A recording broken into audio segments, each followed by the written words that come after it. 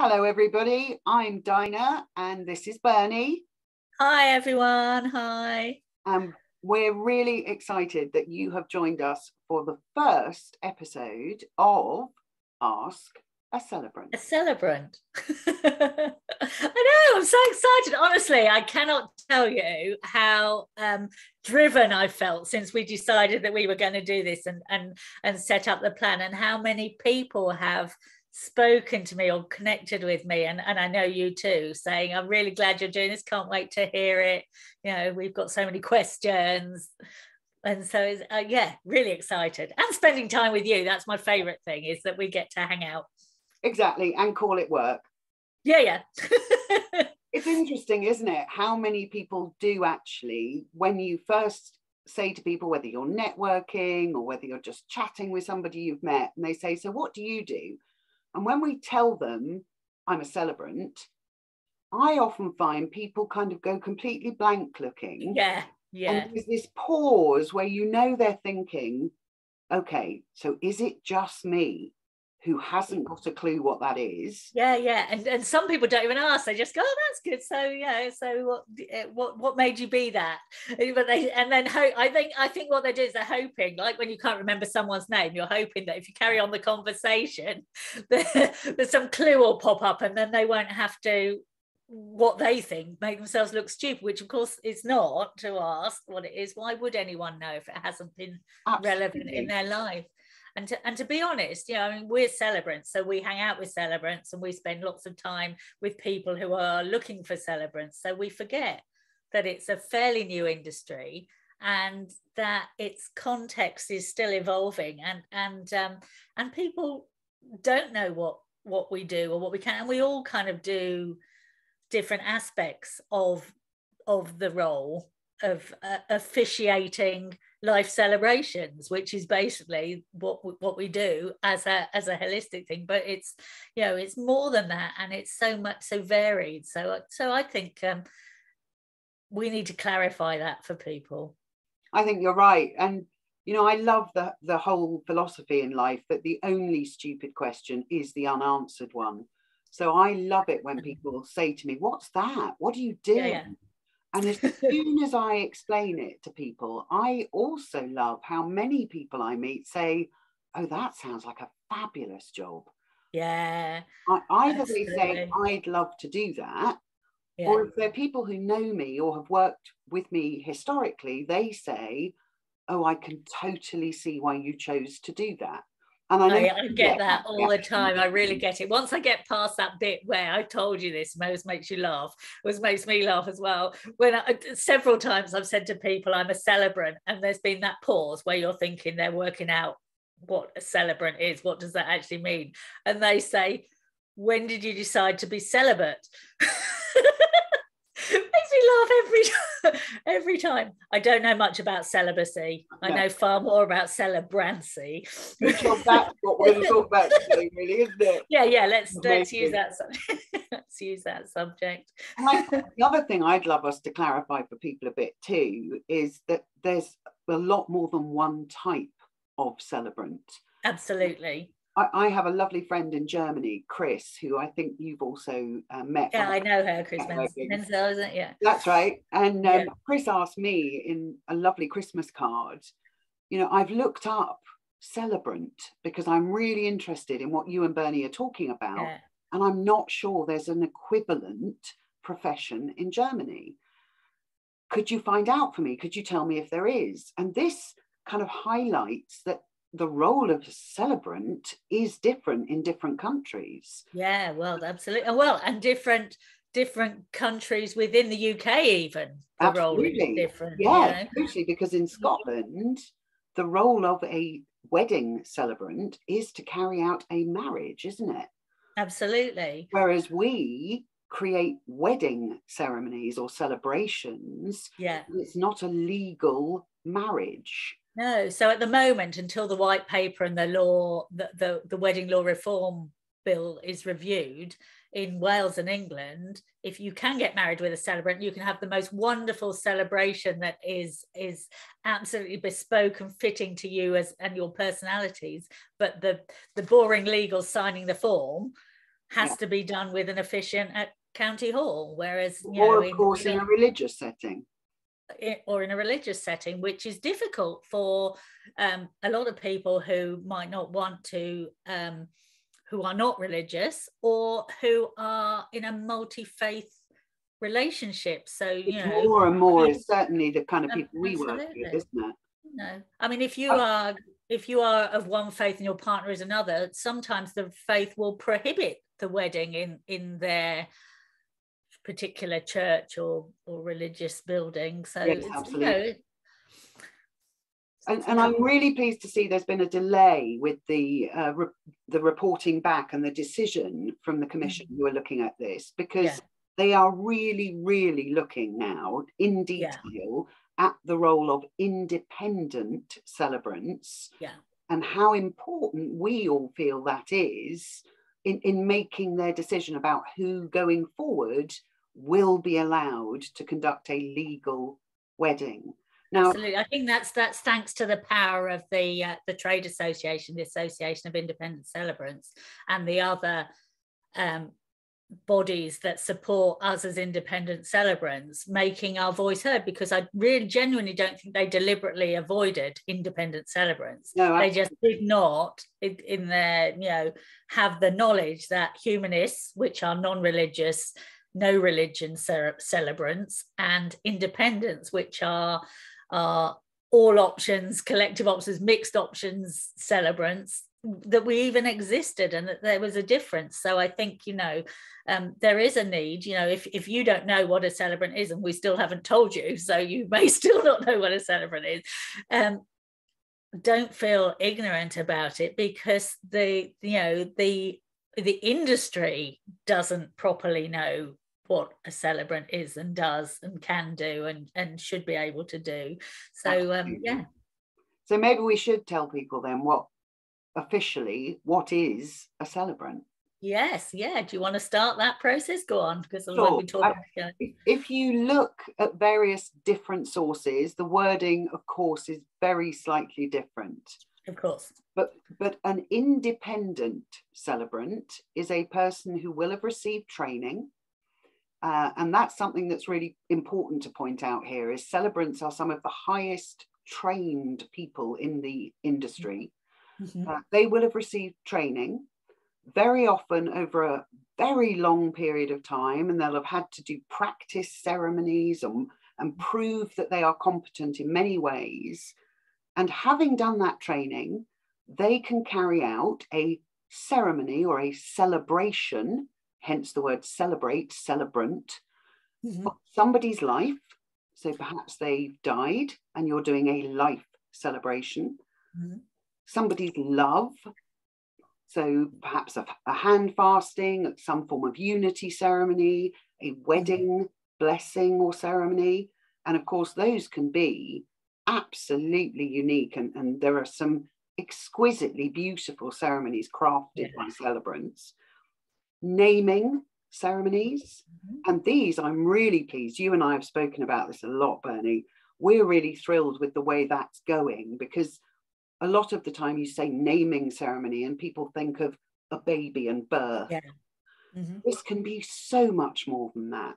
This is a time when we're looking at things like naming ceremonies to celebrate two families now sharing a family name. Absolutely. A person going through gender reassignment and getting that really exquisitely beautiful first document that comes, the official document with their new name. It's emotional when I hear of these things, and to celebrate that with a ceremony. And there are so many reasons why you might celebrate the change or you know, taking on of a new name. And again, a celebrant is a person who can do that. Absolutely. I think it takes a celebration, a party, and it makes it one step more official and special. You get the opportunity to focus on not just the general joy, but on the story that got you to that point. And I think with, you know, I mean, you've got the mainstream weddings and funerals and all of those things, but even within that, as celebrants, we make each and every celebration and commemoration unique and different. You know, it can be anywhere, it can be as long or as short as you want, it can include absolutely anything when you are involved in a celebrant. And what we are, certainly I, and I know you too, what most celebrants want, and the reason we're here, is so that we can articulate and express the personalities of those people we are celebrating, and those connected to those people who we are celebrating in something, in a moment. It's like a chapter start, chapter end, full stop. It's a breather in that life story where you recognize the significance of that moment, and we get to create that, or help create that and articulate that for individuals and families. And it's just the most amazing life choice vocation. It's humbling, isn't it? I think I know you and I both have this enormous affinity with end of life, with helping people to mark it and express it in a way that feels authentic. I have often said to people, I wrote a blog about this, you know, we all, and you, I know, are doing a really clever new thing on planning for your own funeral and how you want that to look. I think often we forget that the people who are really going to need support at that time often have had no say in what you think you want for the end of your life.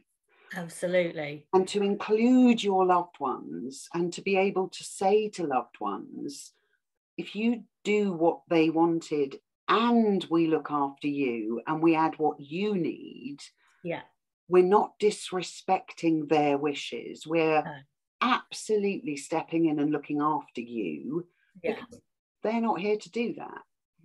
I mean, my whole focus when I think when I trained as a celebrant, and you know, because I did your course to train as a celebrant, and Dinah is an amazing teacher and mentor. So if you ever want to find out more, have a chat with Dinah, because she articulates things absolutely beautifully. I mean, bigging you up there, but it's true. It's true. You know, I feel exactly like that. But when I came to you, I said, what I really want to do is focus, not exclusively, but predominantly on end of life and funerals and memorials and supporting families who are saying goodbye, and helping them, because death isn't the end, it's the beginning of another chapter where you're having to navigate your life without that person present anymore. And so that the farewell and that community that you bring together for that farewell and for that, to share that grief, is really important step in the process of overcoming and managing that grief into the future, because you have got to navigate life without that person. And I have found, I find it really touching, is when you're invited into a family to help them write their farewell, and they start sharing the most intimate stories of how they met and how the person impacted their life, and they tell you their story, you become another person with that person in your memory, and you begin sharing that person's stories, and that person's life affects your view into the future as well. So you take on something of every single family that you've had the honor of respecting in death as well. And I just think that is just wonderful. It's wonderful that their legacy extends that, and that you really get to understand and know that family, and hopefully help them a little. Absolutely, massively help them. There's a beautiful expression where you talk about how it takes a village to raise a child. I also think it takes a village to lay a child to rest. Absolutely. No matter what age we die, we are all somebody's child. Absolutely. The loss that has, the ripple effect, the lives that every one of us has touched. It's such a privilege, isn't it, to work with a family and say, So how do we honor that? How do we authentically say, you made a difference in our lives? Yes. And every single person does make a difference. Everyone is unique, and everyone is just exactly how they should be. Yeah. And if they have had impact on one other person, and they definitely will have, then that is of value. And if and it's really good to get into that conversation with families and help them. But you touched on it before. I'm also doing the pre-death, focusing on that now, because what I have found as I've become a funeral celebrant and a celebrant is that people may have or may not have left a will and instructions. So there is, at the end of life, there may be some clear instructions on what the person was hoping for, or there may be none. And in either way, that can bring up problems, because how a person wants to be remembered may not be how the people left behind remember them. So it might not assist. And as you said, combining what matters for the people left behind with what was important to the person who has passed is really important. And I'm trying to encourage death planning, and I've got a package that's in its infancy called DIY Before You Die, where I'm going to be sitting with families and individuals, and then perhaps with their families, and discussing what they want and the impact of what they want on the people left behind, and how they will feel about what they have chosen. So that and also sharing all the options, because there is so many options out there that people are completely unaware of. We have got this structure for funerals and death that has become habit, but it's not actually what you have to do. It's just what is the norm, has become the norm relatively recently, only since the Victorian times. It's it used to be very normal for your loved one to be in their home after death. Absolutely. And for you to be able to have time with them and visit with them and sit with them. I think it was probably the introduction of central heating that made that harder to happen, probably. Yes, but it is still possible, and it is still relevant to people to be able to do that. And I think there was a horrific statistic that about 97% of people don't die in their home. They die in hospitals. It's a really high. I may have got that statistic wrong, but it's incredibly high, because we are used to, we're in a society where it is easier for those outside of the family to manage it if they whip you off to a hospital or a hospice or a care home. And that is rather than have the infrastructure of helping to care in the home. Yet the norm should be, totally, if that's what people want, to be able to facilitate that type of thing. So I'm going to be talking. I think part of the reason we've moved away from that is the fear that is generated in just talking about death. And I know we're planning to have at least one episode, if not two, where we talk about this much more openly. I think we Brits don't talk about these things. I'm sure in other countries the culture is very different surrounding death, and death is not such an abstract and unspoken thing. We're a bit like, a bit like sex. We don't talk about sex, we don't talk about death. Absolutely. But we all know that just because you start talking about sex doesn't mean you get more of it. talking about dying doesn't make you die. No. Sadly, on the first instance, don't we? We need those conversations to be happening so that people don't feel so lost. I really feel for families when I first meet them and we sit down and they start by saying, do you know, we never had a conversation about this. We just don't know what mum wanted, or I don't know what my partner wanted, or we knew we wanted to talk about this, but we never got round to it. So I hope you and I might give people some ideas on ways to talk about it. Absolutely. One of the things I did with my hubby we've been together, crumbs, I can't, somehow it's forever since you were grown-ups. I know, since we were children, clearly. Since you were children, indeed. I don't know how we've been together that long, because I'm only 38, but But I actually said to him, we're going out on a date night because we need to talk about death, darling. Yes. And he said, oh, you wrote a blog about that called Let's Talk About Death, Darling. But we did. And, you know, actually it was wonderful because we had those conversations that say, I value you so much. Yeah. I am so grateful for you. Yeah. And I want to do this right. And by the way, when I have to do this, there needs to be lots to support me because it's going to be awful. Yeah. And to have had those conversations, which of course were a bit difficult, but also were very funny and full of joy, and what we've achieved together was so calming too. Yeah. And I would love people to realise it's like, you know, the thing that you're always thinking, I'll deal with that tomorrow. I'll deal with that tomorrow. I used to talk about snogging the frog. If somebody gave I remember that from a lot of conversations we have. Yeah, do the if thing. I gave you a first morning and said kiss it, you'd go, ooh. Yeah. But if I said it's going to get bigger and bigger until you do, you'd kiss it really quickly. Yeah. But we do this with conversations about death. Yeah. We'll deal with it. We'll deal with it. And by putting it off, this thing becomes bigger and bigger until we really feel we don't know how to start the conversation. Yeah.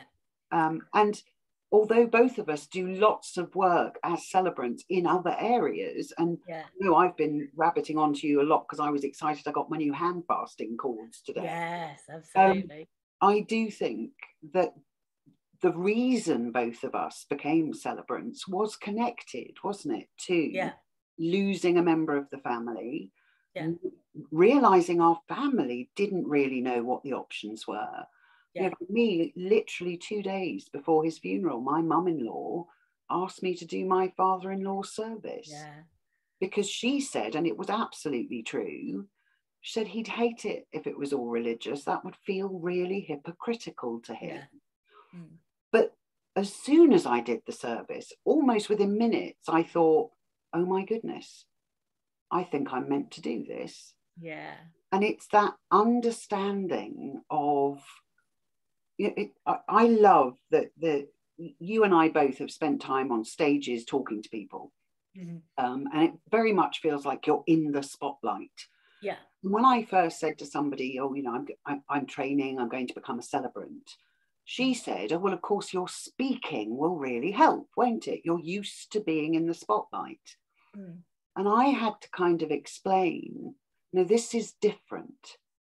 Here, we stand next to the spotlight. Yeah. We make sure the spotlight is either on a couple, or an individual, or a community, or an event. Yeah. And what we're there to do is to make sure that you see in that spotlight the person you love. Yeah, that's a beautiful description, Dinah. It's absolutely true. It's, you know, it's we're not there to be the one that everybody goes home and says, wow, wasn't she great? No. Yeah. I want to do the job of making sure you go away and said, do you know, that's exactly what he would have wanted, or she was like, or I feel like I've had a day with that person. Yeah. And I love that. I love that we're standing beside them. Yeah. But at the same time, I do think the work you and I have done over the years has absolutely prepared us to do this. I think in order to speak, you have to not only, it's not just when you're listening, it's, you know, we have to have compassion, empathy, organization skills, all of these skills, but we have to listen, but we also have to hear the things that haven't been said. So we spend a lot of time really getting to know families and all the bits in between that haven't been said, but you can pull out. It's such an honor and a joy to be able to articulate those things for people.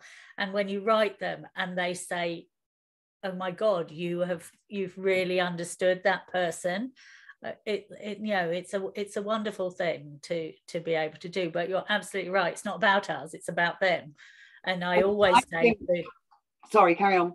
No, I always say to couples and individuals, we always have, and I know you do, you have an initial 20 minutes, half an hour chat with them. And I always say, now you've met me, go away while I'm not with you and decide if I am the person you feel can represent you, because we are going to get to know one another really well.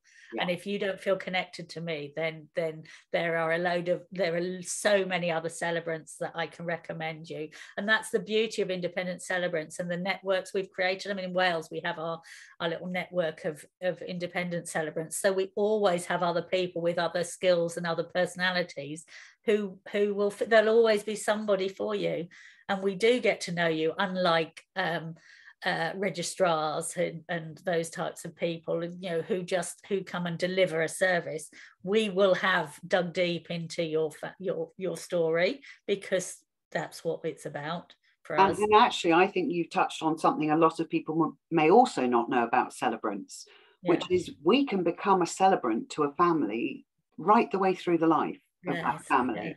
Yeah, I a few years ago did a really gorgeous outdoor wedding ceremony for a couple who had been married in Australia, and they wanted to do a ceremony in front of family and friends, and we did it in the most gorgeous rose garden. Oh, it was stunning.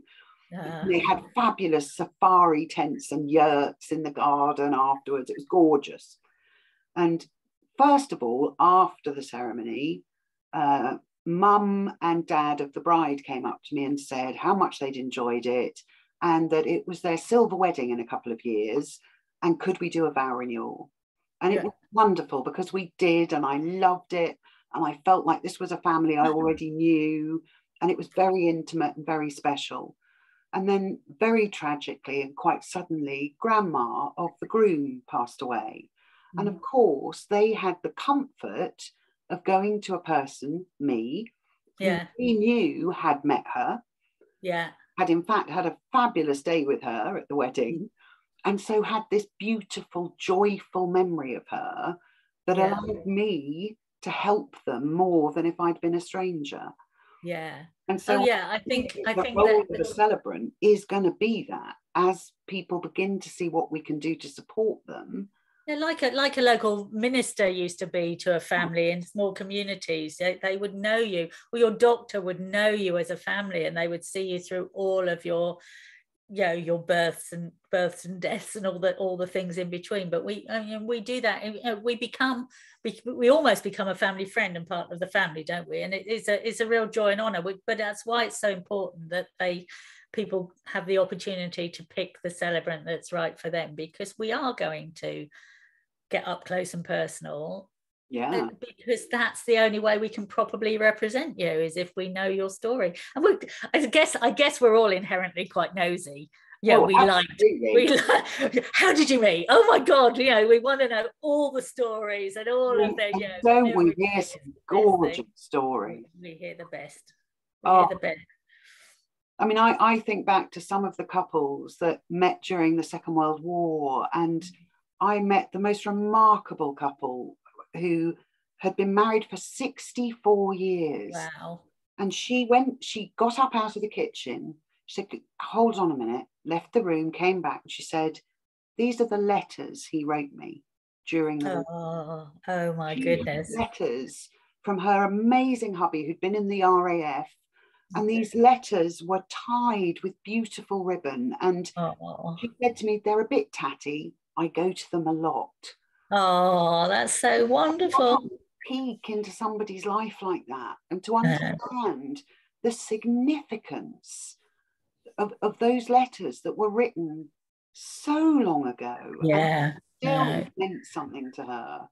Oh, it was beautiful. And moments like that make this job remarkable, don't they?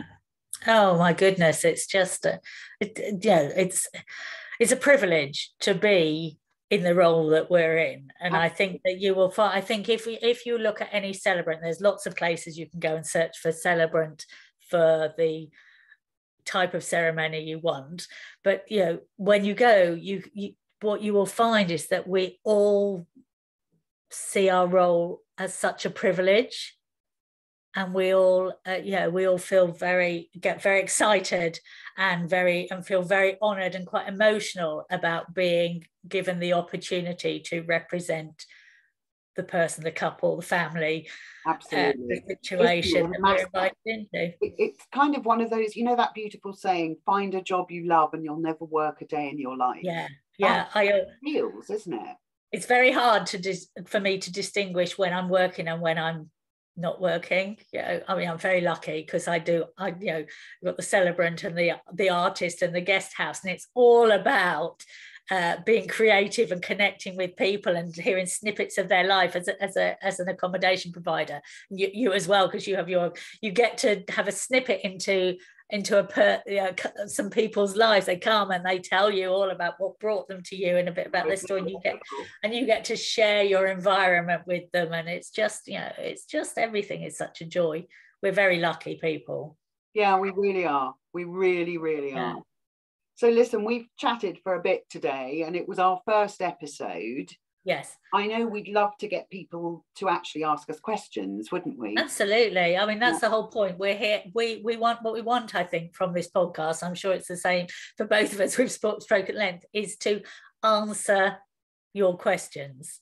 So if you are an individual or a couple or a family or a celebrant or in a different country and you have a question that will start a topic of conversation for us, then we plan to do this every month. So do ask us questions. Also, we'd be interested in what you think of our format, how you would like us to represent you. I mean, we will take constructive criticism, be kind. We don't mind criticism as long as it's it's constructive. So, tell us what you think about this podcast and all the associated things that we're going to be putting out alongside, which will be videos and editorial and blogs and feedback, because we're doing this for you as well as to get together and have some time together.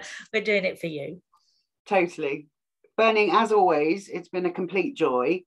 Absolutely. Thank you so much for doing this. I love that we had this idea. Of course, it involved cake and I think hot chocolate.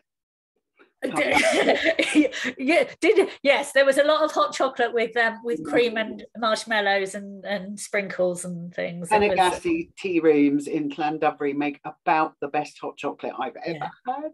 Good job. Maybe next month we'll do it in person. We'll have to meet one. That's it. Well, thank you, my lovely, and thank you everybody for joining us. Thank you, everyone. And do, as we've said, do make contact. You'll see all our contact details below. And we look forward to hearing from you all. Absolutely.